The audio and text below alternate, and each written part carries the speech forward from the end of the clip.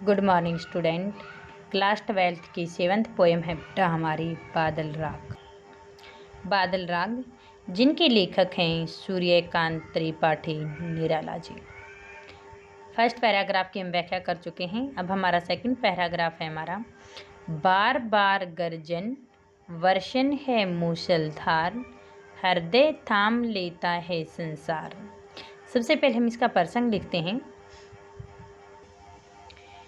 प्रस्तुत पंक्तियाँ हमारी हिंदी की पाठ्य पुस्तक आरू भाग 2 में संकलित बादल राग नामक कविता से ली गई हैं। इसमें इसके कवि सूर्यकांत त्रिपाठी निराला जी हैं। इन्होंने इन पंक्तियों में यानी कि फर्स्ट में तो क्या किया था कि शोषित और जन सामान्य जो लोगों को नया जीवन प्रदान किया गया था उसके बारे में बताया गया था। अब सेकंड में क्या है सूर्यकांत त्रिपाठी निराला कि इसमें सूर्यकांत त्रिपाठी निराला जी ने कहा कि क्रांति के दूत बादल का मानवीकरण किया गया है कि जहाँ पर प्रकृति का वर्णन होगा वहाँ पर मानवीकरण किया जाता है।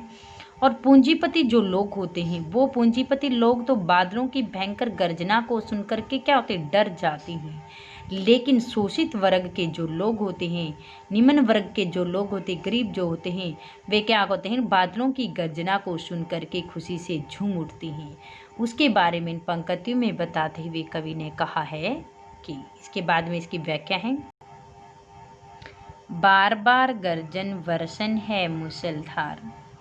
इसमें इसके कवि सूर्यकांत त्रिपाठी निराला जी बादलों को संबोधित करते हुए कहते हैं कि हे क्रांति के दूत बादल, हे क्रांति के दूत बादल, तुम बार बार गर्जना करके मूसलधारा वर्षा करो।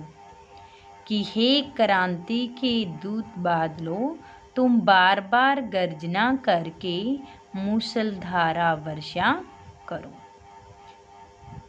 यानी कि हमारी धरती पर इतना पानी गिराओ कि चारों तरफ पानी ही पानी हो जाए। हृदय थाम लेता है संसार।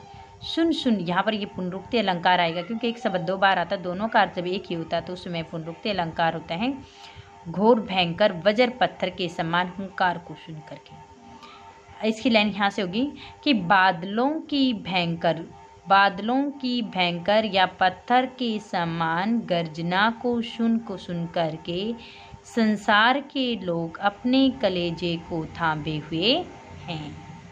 कि बादलों की पत्थर के समान भयंकर गर्जना को सुन करके संसार के लोग अपने कलेजे को थामे हुए हैं।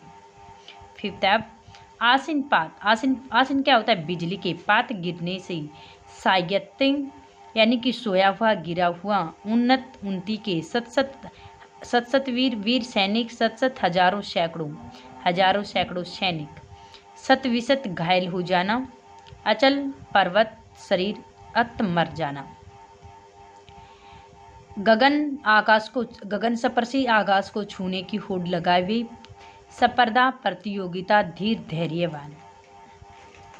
तो इसकी यहाँ से आएगी कि आकाश को छूने की होड़ लगाए हुए हजारों सैकड़ों सैनिक बिजली के गिरने के कारण घायल हो चुके हैं, मर गए हैं।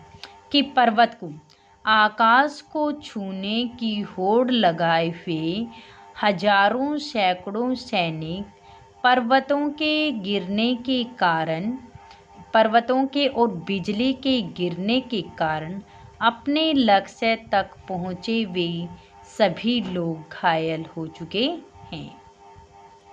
कि जब बिजली गिर जाती है कि उन लोगों का जो लक्ष्य होता है पर्वत पर चढ़ने का या अपने जिस लक्ष्य तक वो लोग पहुँचे हुए उसी समय क्या होते हैं पर्वत गिर जाते हैं, बिजली गिर जाते हैं।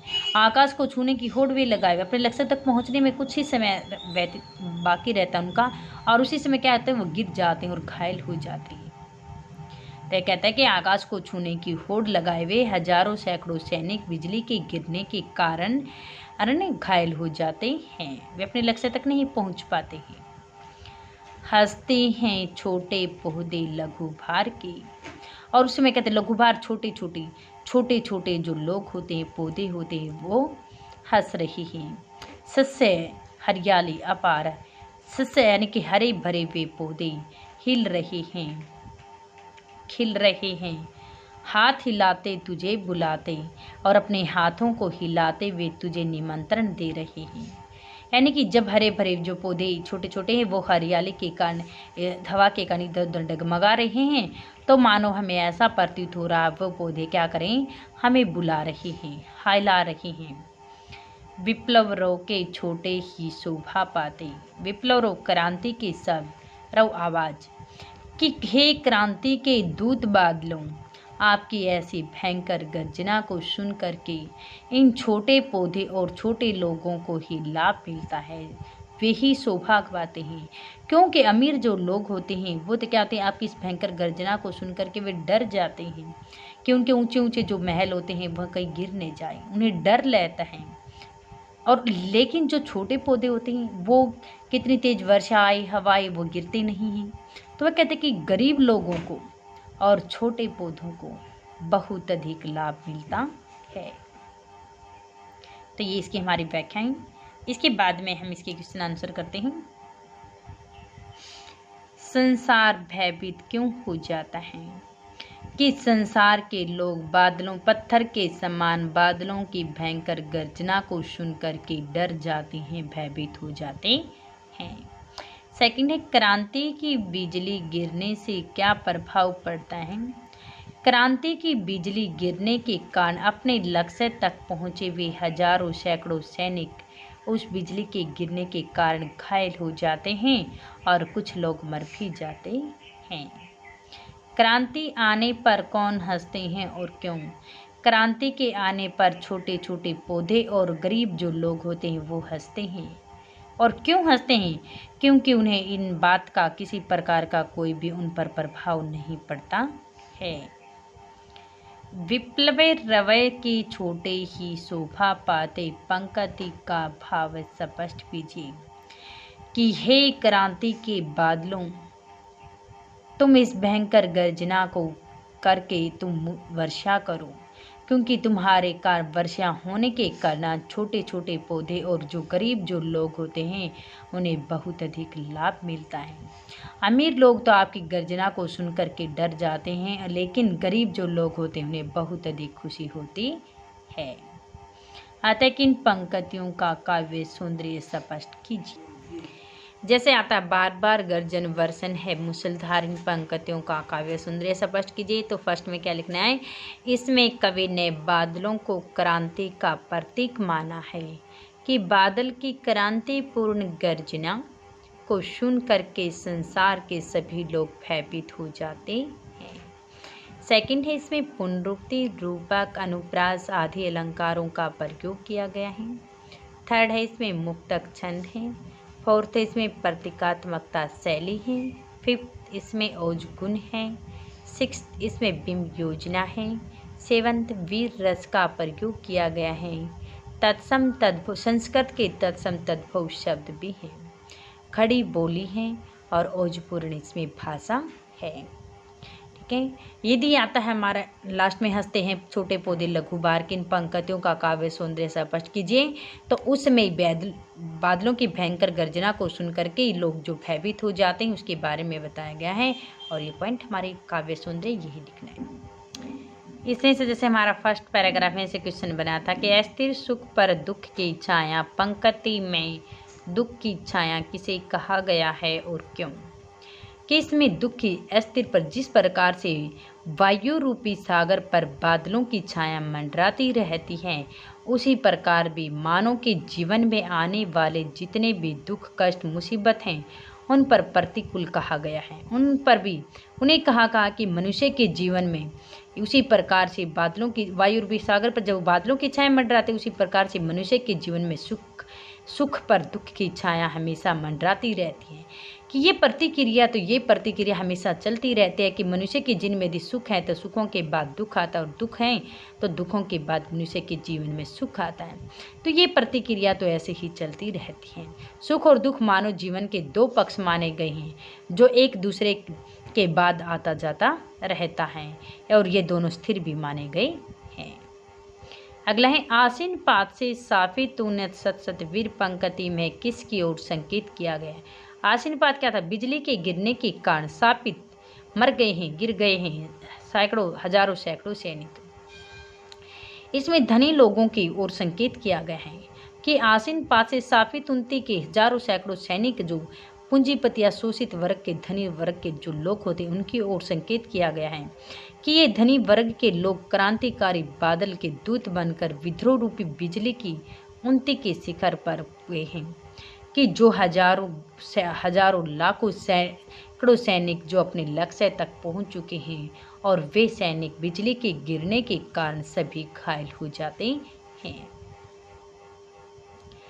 अगला है विप्लव राव के शोभा पाते पंक्ति में विप्लव राव से क्या तात्पर्य है। विप्लव राव बताते कि क्रांतिकारी रूपी जो बादल है आवाज जो करते हैं विद्रोह की, इसमें इसके काव्य सूर्यकांत त्रिपाठी निराला जी ने विप्लव राव की क्रांति का विद्रोहपूर्ण शब्दों की गर्जना व्यतीत करते हुए कहा है कि वह ऐसे लोगों को गर्जना का स्वर है जो सदियों से पूंजीपति वर्ग के शोषित वर्गों की दयनीय दशा को देख करके उसका शिकार बने हुए हैं।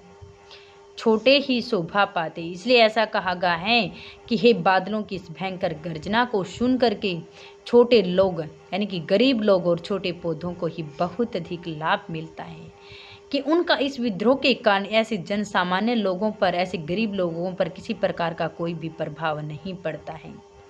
लेकिन जो उच्च वर्ग के जो लोग होते हैं वे उच्च वर्ग के लोग ऐसे बादलों की भयंकर गर्जना को सुन करके भयभीत हो जाते हैं, डर जाते हैं कि उन्हें किसी प्रकार का कोई नुकसान न हो जाए और जन सामान्य के लोग खुश उठते हैं तथा जीवन से शोषण की मार से निकल करके वे हर प्रकार की समृद्धियां को प्राप्त कर सकते हैं। अगला है बादलों के आगमन से प्रकृति में होने वाले किन किन परिवर्तनों को कविता रेखांकित करती है कि बादल राग द्वारा रचित एक प्रतीकात्मक कविता है। इसमें कवि ने बादलों के क्रांति रूप का आह्वान किया गया है कि प्रकृति में होने वाले कौन कौन से परिवर्तन आते हैं। उसने कहा था कि बादलों के आगमन से पृथ्वी के गर्भ में सोए हुए छोटे छोटे जो अंकुर होते हैं वो प्रफुल्लित हो जाते हैं। पृथ्वी के गर्भ में सोए हुए छोटे छोटे अंकुर भी प्रफुल्लित हो जाते हैं क्योंकि वे अपने मन में नव जीवन का संचार लिए हुए हैं, एक नई आशा लिए हुए हैं कि किस प्रकार से भयंकर वर्षा हो और भयंकर वर्षा होने के कारण हम इस पृथ्वी से बाहर आए।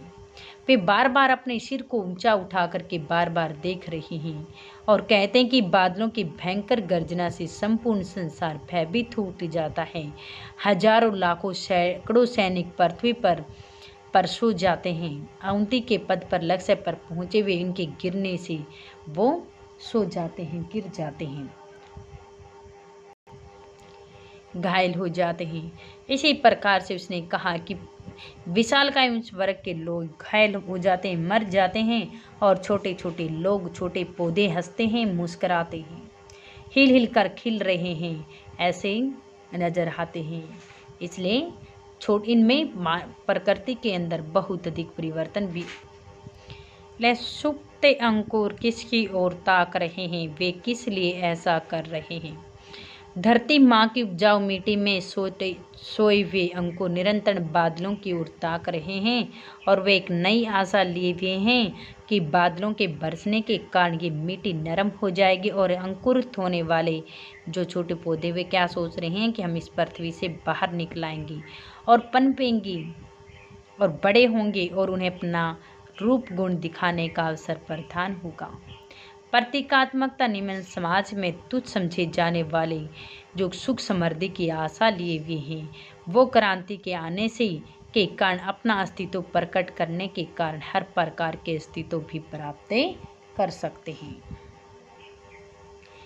निराला जी ने शत विशत हत अचल शरीर के माध्यम से किनकी ओर संकेत किया है। निराला जी ने शत विशत हत अचल शरीर के माध्यम से समाज के समृद्ध और उच्च वर्ग की ओर संकेत किया है क्योंकि उन्होंने कहा कि वर्ग शोषक वन शोषित का शोषण कर रहा है, कि जो अमीर जो लोग होते हैं वे गरीब लोगों का शोषण कर रहे हैं, उनके अधिकारों को छीन रहे हैं।